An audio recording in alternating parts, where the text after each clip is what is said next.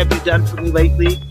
It's Coons. What have y'all done for us lately? And if there's no answer, the only thing we owe them.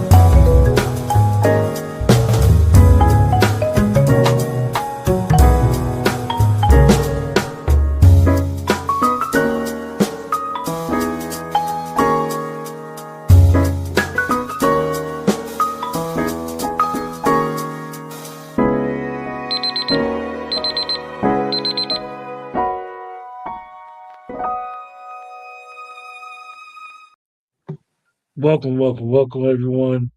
Tonight we have someone who's no stranger to the show, stranger to the program, but he's in a different capacity.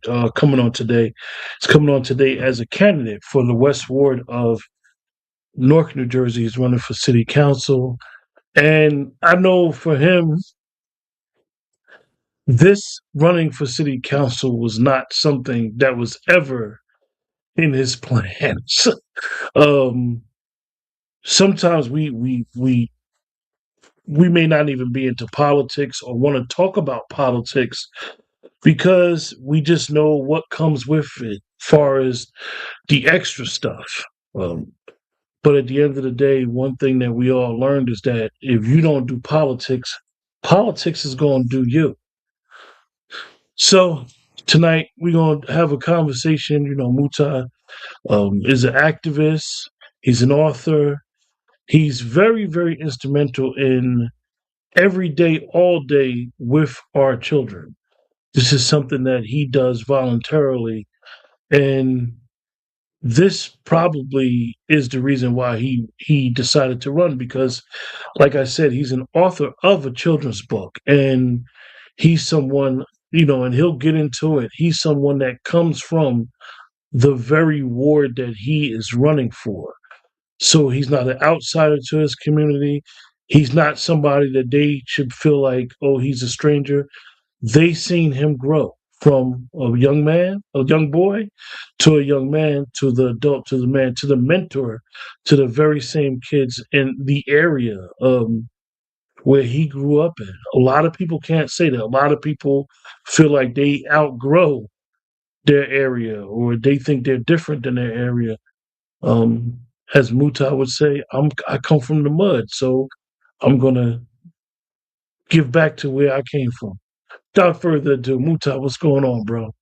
Peace and blessings, brother. Peace Yeah. to everybody that is looking on.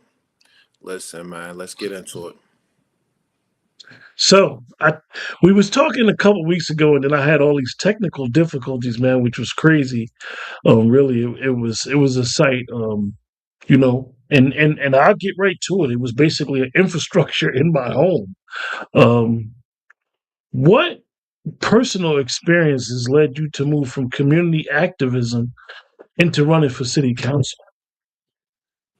When I first started doing my due diligence for the community for our youth, right? Like you said earlier, politics wasn't even on my mind. It was how can I add value to the neighborhood in which I come from? I'm Muslim, so charity starts at home. So we supposed to do for ourselves, do for our family, then do for our community, our friends, right? And what I realized is that there was no resources in which to do these projects that I wanted to do inside my neighborhood.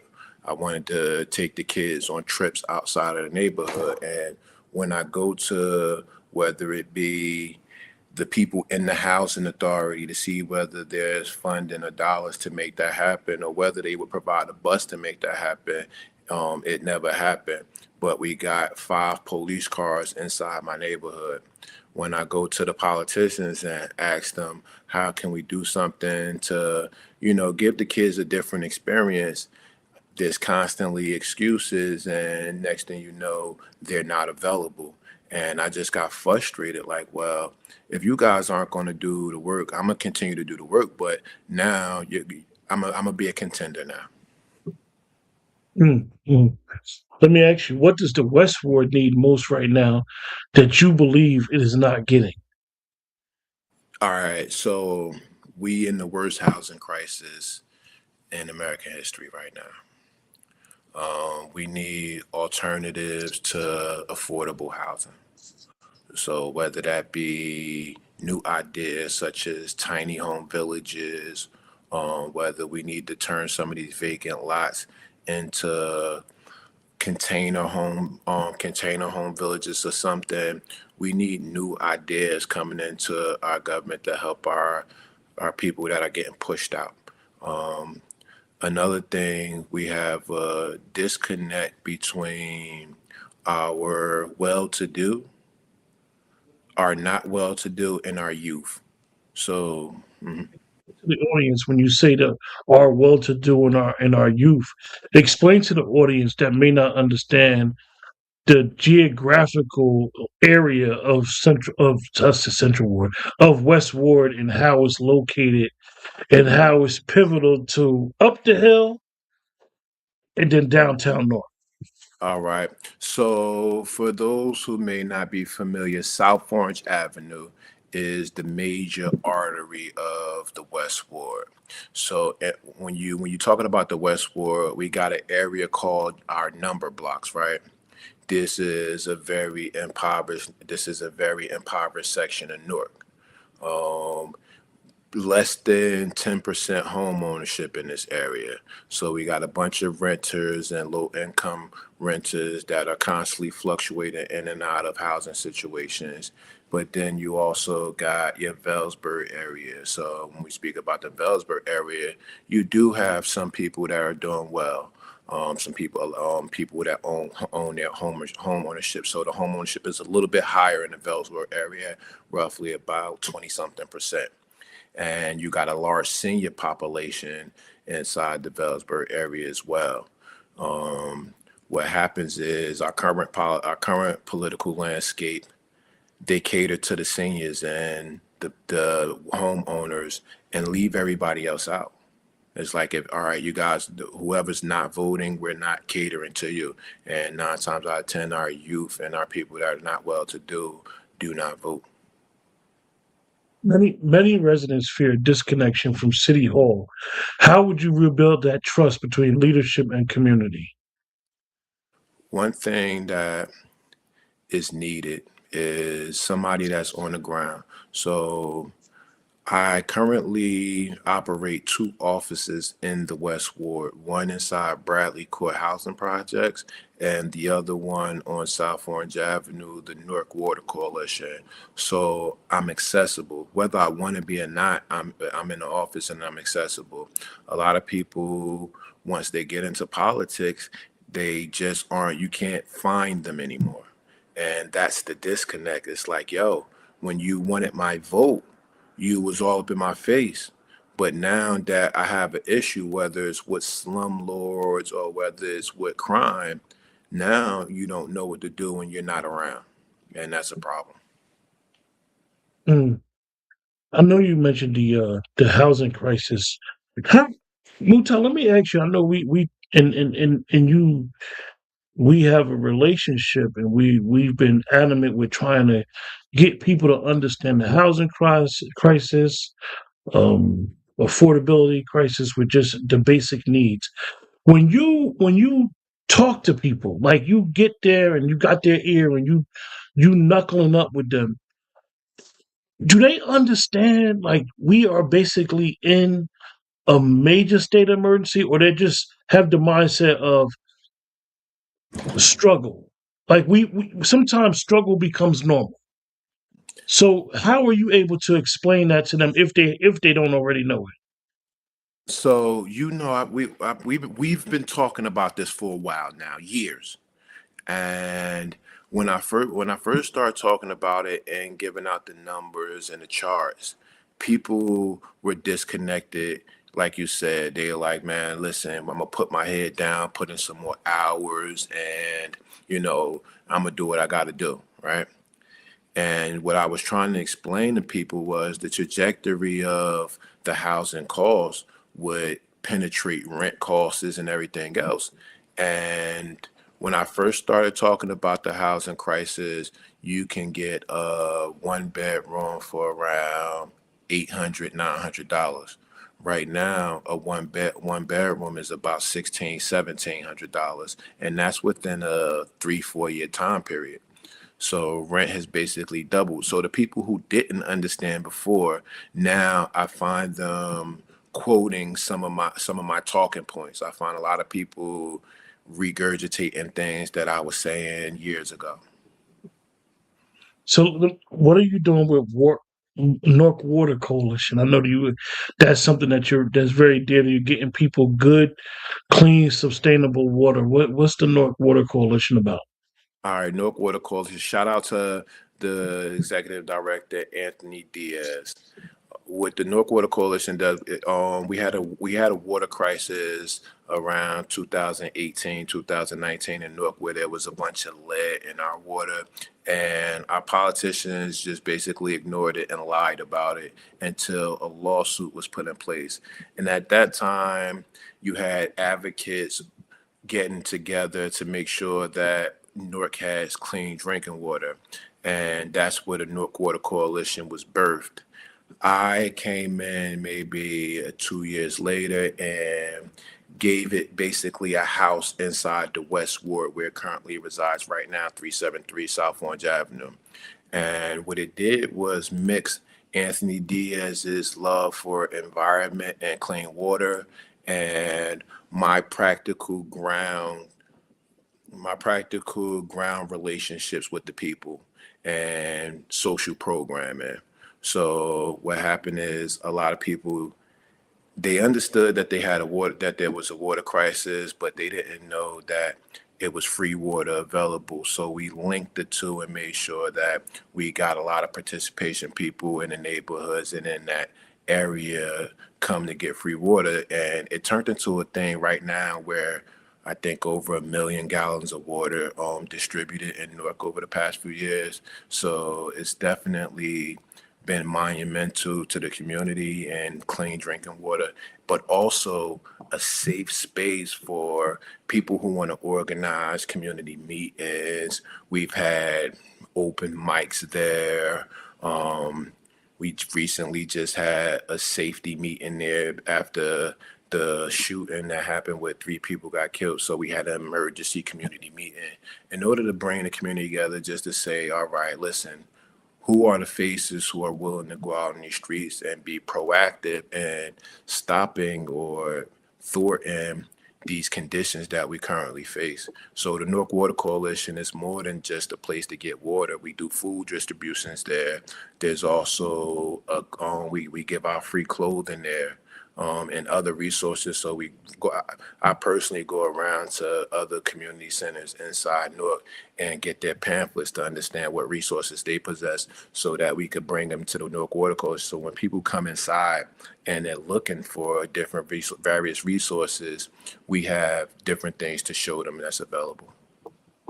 If I say to you, describe the West Ward of North, as somebody that grew up from the West Ward,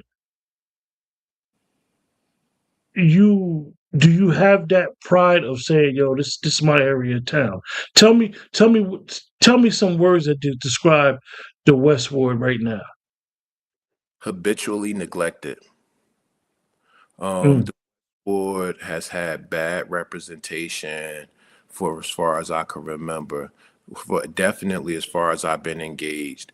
Um, just when I in 2013, we had bad representation to where people were basically selling themselves out in order to not bring resources. So developers would, put money line the pockets of politicians, and that money would never see the community. So much so we had Councilman Joe McCullough, who was indicted a few years ago and currently just got sentenced to about 18 months federal for taking bribes.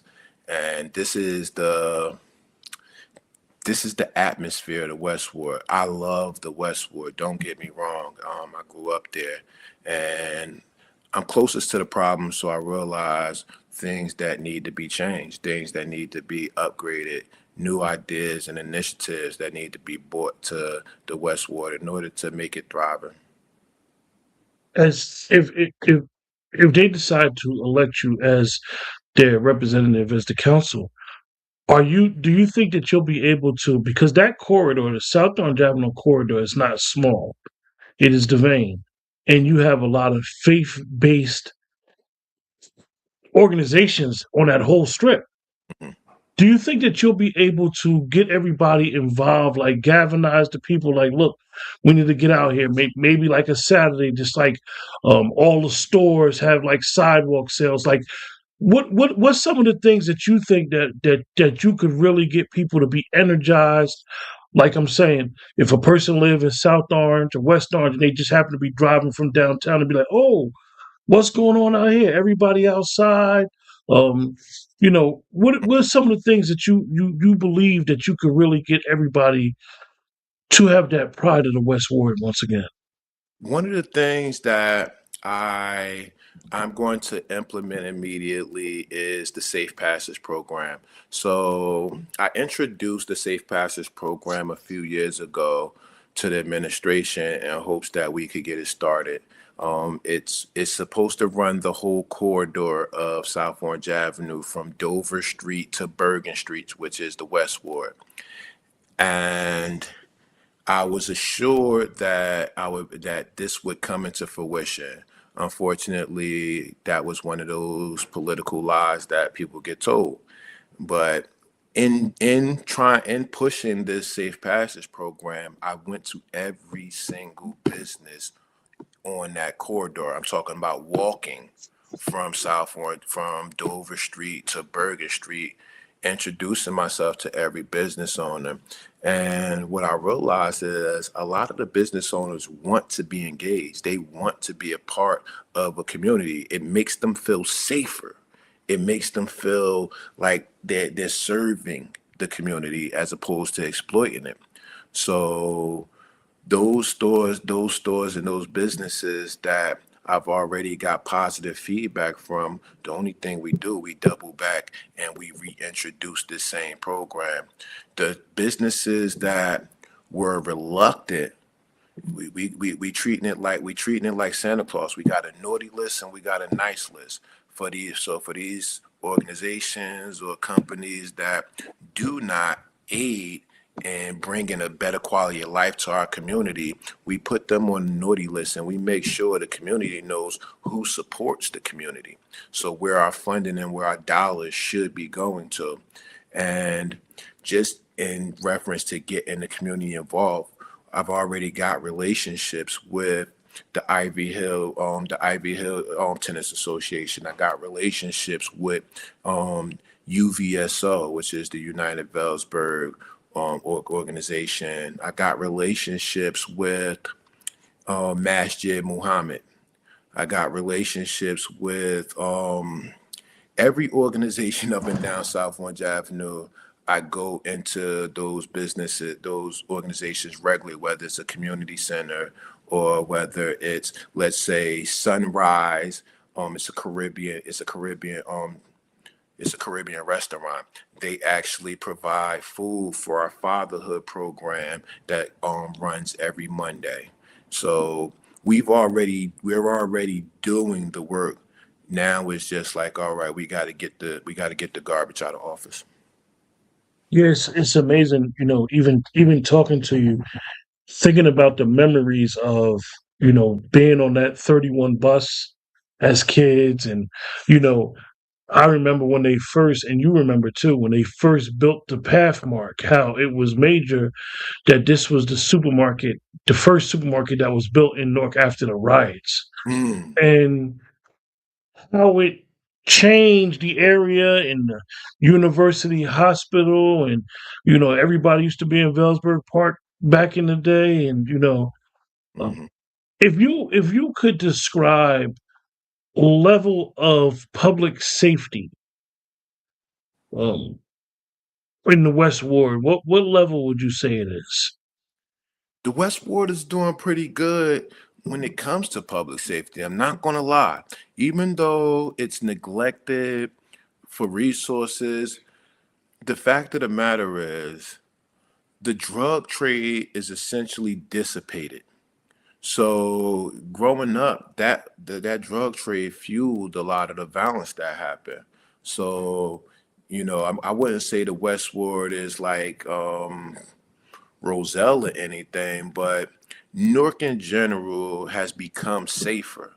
Um, Mm, One of the things that I implemented in my area, right? I grew up in the Bradley Court area, so there was a lot of violence a few years ago. So I went out and I talked to the guys that was out there, right? I'm not judging anybody for what they're doing. I understand people have room for change, and I said, listen, please just don't have any shooting in here, right? If you guys are beefing amongst each other, could you please handle that wherever else? But in here, we got kids inside here, right? And just talking to them on that human level, that very summer, we had zero shootings, zero homicides, and it showed. But unfortunately, what happened after that, looking at the crime statistics, is it left a donut of violence around that area. So no violence inside that area. Oh, yeah. It's interesting when you look at crime, and you have those relationships with people, and it's kind of like, not that you make a deal with them, but you tell them like, look, man, we got to do better conflict resolution in this particular area. But then they'd be like, okay, this is a no touch zone here, but if I catch you slipping over there, it's on.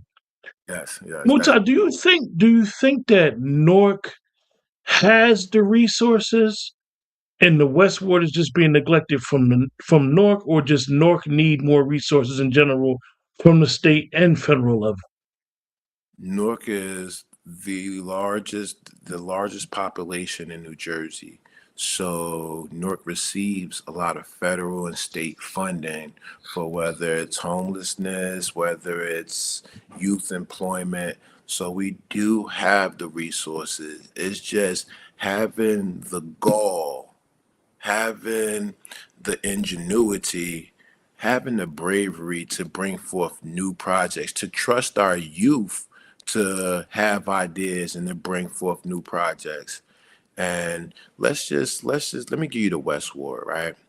We don't have any training facilities in the West Ward. So Okay. I training facilities would dissipate a lot of what's going on, because you have people who hopeless, who don't think, because they can't go to these certain areas, because now we living in a gang culture. So going to the South Fork could mean you getting shot. Now we talking about simple things like plumbing, carpentry, auto mechanics, CDLs. These these trainings are life changing. These trainings are life changing. It's the difference between being hopeless and a 60K or better career.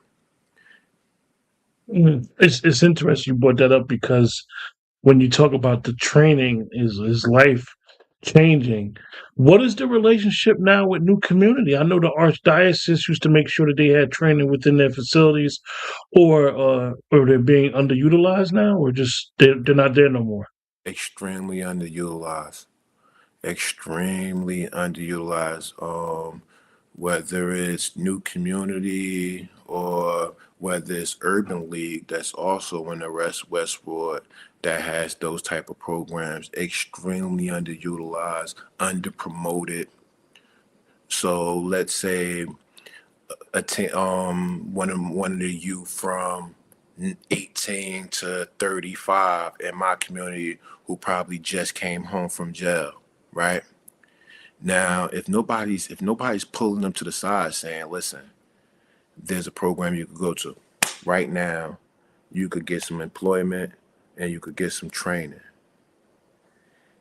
That right there changes your trajectory to where as though if that's not available, if that's not something that you see, right? Because if you don't see it, it don't exist. So making sure that these programs are properly advertised, right? We spend our government spends money on everything else, but when it comes to program that could actually benefit and create a better quality of life, they just say, all right, if it's on the website. But being on a website isn't enough. We got all Yeah, these. yeah, Yeah, that's interesting because I know that like you said, Urban League is right there. You got New Community, Urban Renewal is a hop, skip, and a jump away, and it's like we don't ever want to use these opportunities to ever call nobody out, but when you have council people or a mayor or whoever that are absent, you should have other people like district leaders who are able to say, okay, I can get the president of the urban league in this particular area to come out.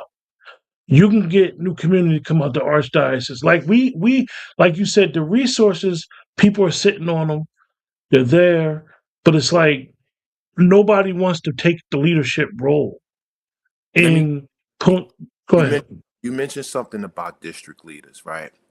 And getting engaged with politics, it let me know how disengaged district leaders are. So when I thought that district leaders was a pathway to information at first. I realized quickly that the district leaders are only a democratic tool, whether it's or Republican, because you got Republican district leaders and you got Democratic district leaders. And that is their sole purpose, to be democratic tools to procure votes during times of election. It's not for them to be daily operatives in their community to build a better quality of life. Wow. So the system is broken. Yeah, yeah, absolutely.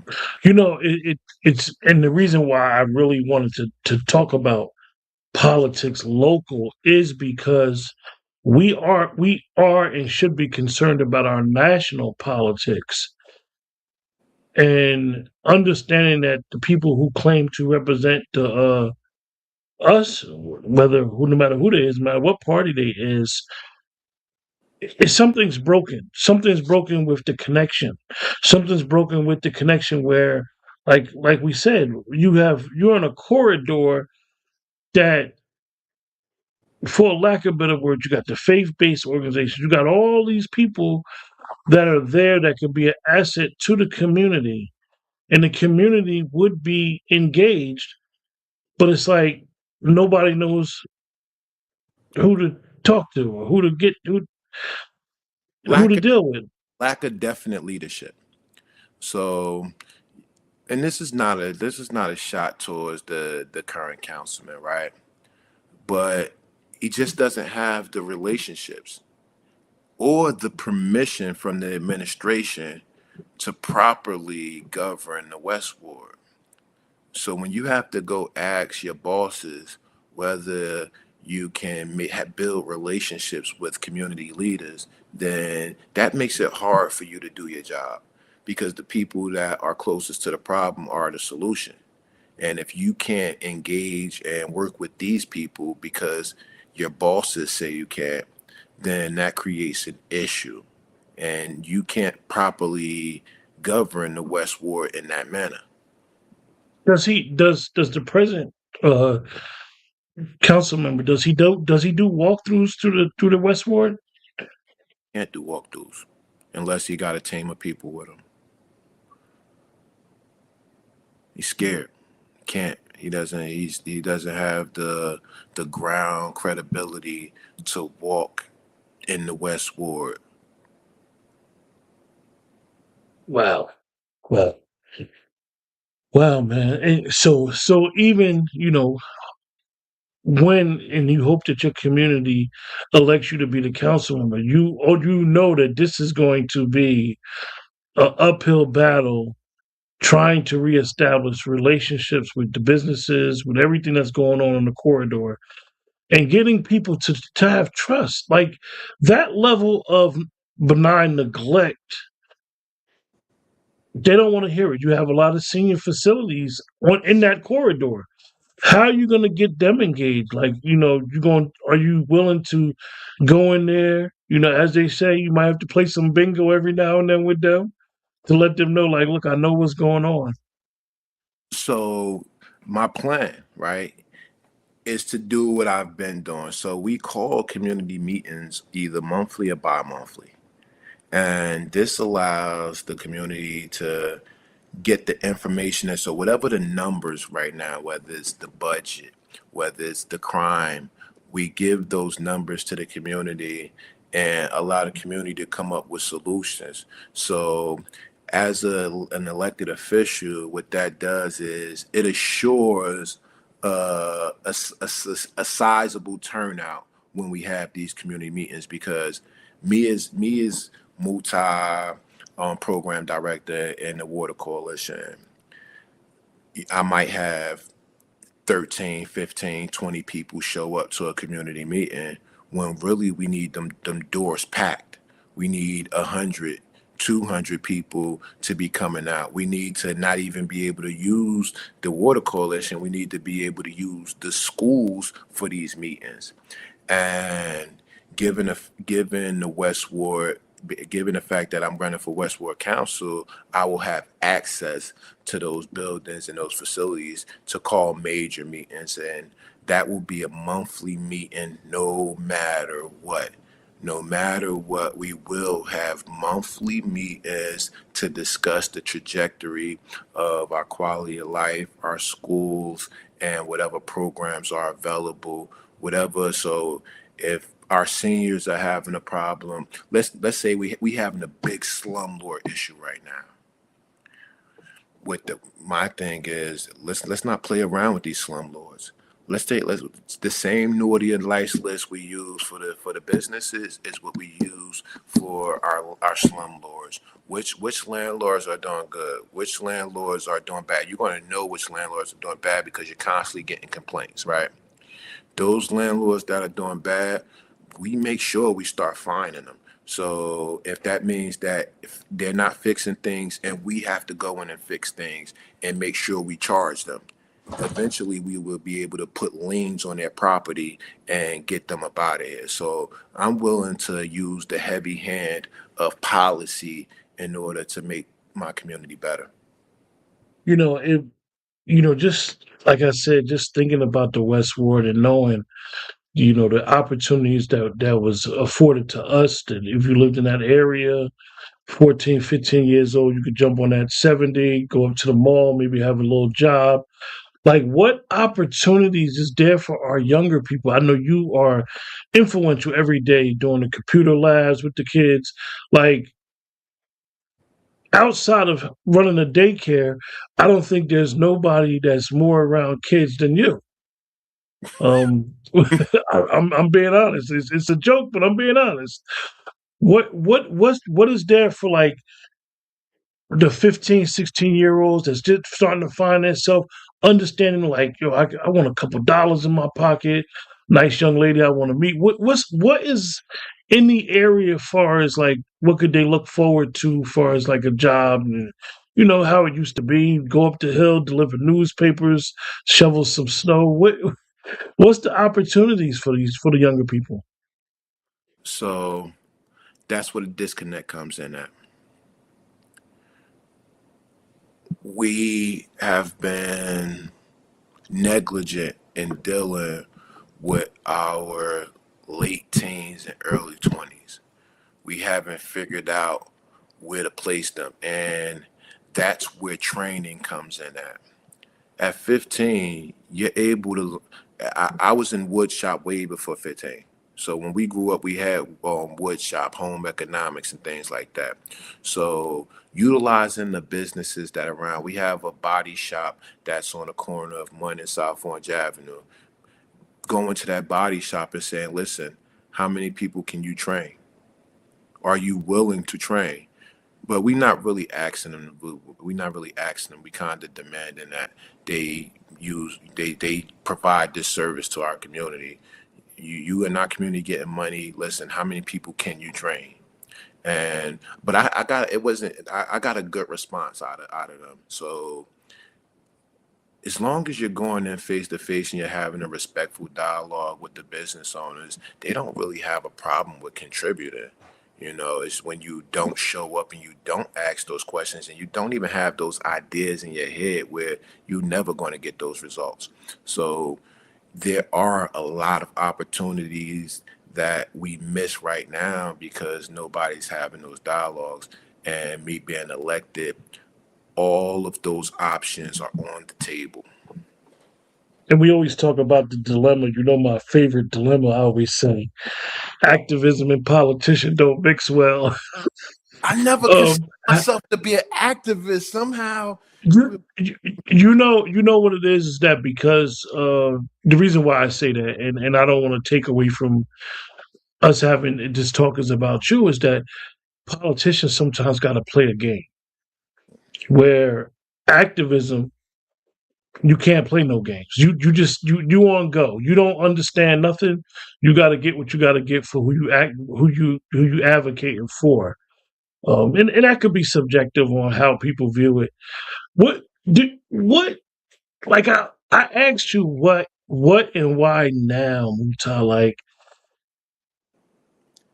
being at city hall meetings. I watched the city hall meetings from afar, hmm and with all due respect to how they run their city hall meetings, but it's literally like y'all just sitting there, um, very dismissive towards your constituents hmm when they're coming up there making public complaints behind the glass. And it's really sad that they have to be behind the glass for safety when, for the most part, we know these people. They grew up in the same communities as us, but you wouldn't be behind the glass if you know if it wasn't an issue. Behind, And you know, me and you come from backgrounds where, not only behind the glass, but there's also you guys don't really see it, but there's also like 10 police inside there. and let me ask you, as a Newark resident, and I had this conversation yesterday, man. You remember if you wanted to see the mayor, if you wanted to see when Sharp James was in, if he was in that office, you was gonna see him. You could Absolutely. just walk up and say, "I need to see the mayor." hmm What's the problem? I just need to see the mayor. I need to talk to him, and he was readily available. Do you think that disconnect is why it is a disconnect with the resources? All right, I'm gonna give you a true story. When this administration first got in office, um, I was going to different facilities trying to get resources, jobs, and training for myself, right? And when you go to these places, they treat you as if you are less than not that I'm going through something right now. I just need a little bit of assistance to get ahead. They looking at you like they doing a favor. And one other thing is they realize that their time in that space was limited. So they're trying to get enrich themselves as much as they could until their time runs out. And a lot of politicians think that way. I'm only going to be in here for this long. So that means they're trying to take advantage of every contract that comes in. They're not trying to allocate that to anybody else unless it's one of their friends or family. They trying to take advantage of every upper level position. So a lot of our politicians have more than one job role within the city. And if you got 100, if you making 100,000 as a council person, why would you have to make 100,000 on the board of such and such? It doesn't make it takes away from somebody else getting that job, somebody who's probably more qualified. And that's Mm. what that's what we have going on. So We when have we so when I say um things like to you, Moet, Newark Now, those programs, Moet, Sharp James had that program, Mayor's Office of Employment Training. Cory Booker, when he was the mayor, he did the Newark Now, where he tried to get city, county, and state resources all in one locale. So if you came there and they didn't have the resources on the city level, they sent you to the county level, and vice versa to the state level. They don't have that type of like resource now, or you go there and you basically get the door shut. before those services were general services to help the public. I'm not saying that they don't help the public now in some senses. However, those positions are currently springboards in order to move up in politics. So a person will use their job at a Moet, well, we just going to say a Moet, right? In order to say, this is what I've been doing for my people. And next thing you know, they're going to be an elected official. So as opposed to saying, listen, I want to help people and this is what I'm going to do to help people, they're only using that position as a springboard, and it shows. So a lot of the job positions that they're offering are warehouse positions that don't pay enough in order to survive in Newark, and low paying jobs that people just not interested in no more. You can't tell a person to work for $15. You can't tell a grown person to work for $15 an hour living in Newark, New Jersey. It just doesn't make sense. Mm. So it's an uphill battle. It's definitely when you understand the landscape, like you said, and you're dealing with right now, and you need the resources right now, and understanding just the whole. And for those that don't know, in the chat who may look at the playback, if you're dealing with public transportation, you have to catch one bus to get to a transfer bus. So Mhm, you may have to go to North Newark. They may have the resources for La Casa. I'll just use that. mhm, You may have to go to La Casa to get resources for your light bill, and you live in South Ward. mhm. So now you catching two buses. This is an all-day project, and you may get told no. Especially if you're talking about Lacasa and you look like us, that's a whole different issue. But I'm not going to throw Lacasa under the bus right now. Yeah. It's a very, very I know when you have to use those resources and they tell you, well, you don't fit the criteria for certain things, it could be very, very disheartening. Well, Muta, man, you want to leave us with something, bro? I mean, this is really when you even us having a conversation, us having a prior relationship to this conversation, just to chop it up like this and to talk about it, you really start for me. You really see the reality of the situation. Mhm, Um, a lot of people could sit and say, "Oh, this, that, and the third," but no way that this city, this Renaissance city, should be going backwards instead of forward. I mean, former Mayor Sharp James was very, very proudful of that arena finally getting built and what it was going to do for the economy and fixing up the light rail and you know a lot of the other businesses. I remember Panasonic coming to Newark and what he did fighting for the port jobs for the residents of Newark and so forth. And even Pathmark leaving, and well, they went bankrupt, so it wasn't their fault. But even now, having the shop right there, and you know, understanding that in Westward, you might have to go to ShopRite in East Orange before you can get to ShopRite in Newark, which is a couple blocks over because of the transportation issue, or you can't get up the hill, but you can go across town quicker. Yeah, I'm on Sanford, so I'm definitely going to East Star Shop right Yeah, before. Yes, yeah, yeah. So Muta, man, give us some final words, and what you want to say to your future constituents, like why they should vote for you. well, first, I want to anybody that's in the audience right now that's listening on, please put down if you got a question for me. I don't care what the question is. Ask the question right now. We could either get to it now if it pops up, or I'll answer it in the future. In the future, I want you to ask me your hardest question because a lot of these questions was pretty easy, right? Because they flew right into my specialty. I want you to ask me a difficult question right now. I want you to ask me something that you would ask somebody who's not your friend. Well, I mean, I understand the task at hand. Hmm. I understand, the sacrifice that you've made, even prior to deciding to run. I mean, it's a personal sacrifice. A lot of people, I mean, these positions don't pay no money.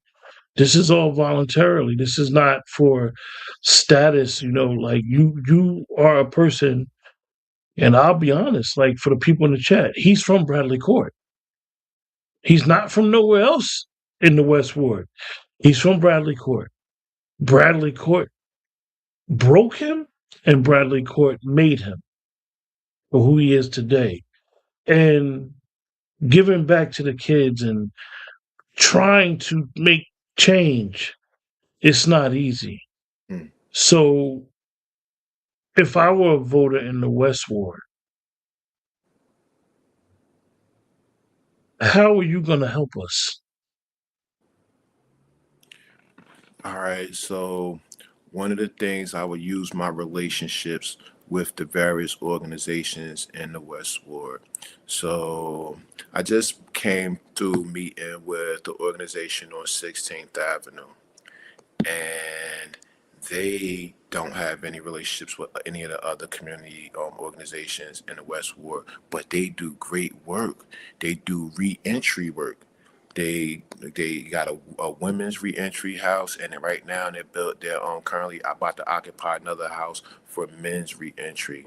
They also do they also help people with their license.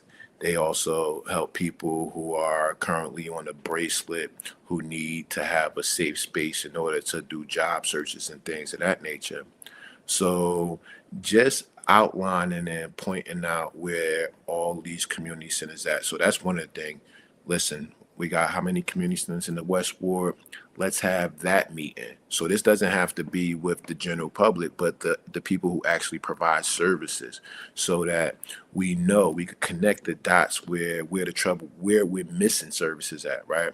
Because if we're not connecting these dots, this people, everybody might be doing the same thing, and that's not how you receive the best results. We want to make sure that a person receiving services doesn't come from services here, get a lack of services here, then have to go here and get a lack of services and never really get help, right? So that's one of the things I plan to do immediately is connect those dots and realize what resources we actually have and how they're going to work best for us. Another thing is our seniors. Our seniors are being used as pawns, right? Um, so yeah, I will have a bingo game with them, got with our seniors, but also I You want to you brought up something. You brought up something earlier, and you just made me think about it when you brought up 16th Avenue because I didn't even. Sometimes you think of the area and you'd be like, I forget West Side Park and absolutely. over. West Ward is huge. And this idea that you have, um, understanding all the abandoned lots, the number blocks is notorious for a bad reputation. I think it gets a bad reputation, uh, personally. But knowing all of the abandoned buildings, all of the empty lots, do you think that you can try to find who are the Newark developers and pitch them the idea? Because an outsider would come in and say, well, your idea of tube housing is great, but I'm gonna do it and I'm gonna make money and I'm gonna try to profit and get rich off of this, instead of a Newark developer like, look, I understand what you're doing. We need to attack this affordability crisis, this homeless crisis all at one, and we have the space. And I know that the mayor will give a good deal for some property if the city owns that property. A lot of the property that's even privately owned is probably in foreclosure with a boatload of back taxes. Mm-hmm. Mm-hmm. Yeah, Absolutely. because you really don't want to. What's unfortunate is that you don't want to bring in a developer or talk to a developer that'll be predatory, because this has been the issue even before it was predatory landlords coming in, slumlords, and the winter that we just had with the coldness, you know, it could really be. You don't want to compound the crisis that already exists. So I really wish you the best, man, and because it's a tough task, but I think you can do the task. I think you are able to organize people, Let me tackle because I know that. let me tackle this issue on the developers, right? Currently under this administration, they have preferred developers, right? And it's not to say that they're not Newark based. Are they Newark? Newark based and having a Newark address or PO box is a big difference from really being a Newark developer. And I have relationships with a few Newark developers. What we want to do is stop the nepotism, right? And of course, developers they develop to make money. But when we're talking about container homes and tiny homes, right? That's a whole new field, right? And getting our youth trained in order to produce these, right? So we could have developers that develop, but we need training, right? We need to be able to not only produce this, but upkeep it. And that's important. So making sure that our developers are willing to train Norkers. If you're not willing to train Norkers, then we don't need you. We need sustainability, and the only way sustainability happens is Norkers are at work at a cost that can provide a living in Newark. But also in these tiny home villages, we also must implement a social aspect. So if you're getting a tiny home for a nominal cost, you have a social responsibility to keep your neighborhood clean. You have a Mm, social responsibility to volunteer somewhere at least one day a week. And getting back to a community again, my motto is it takes a village.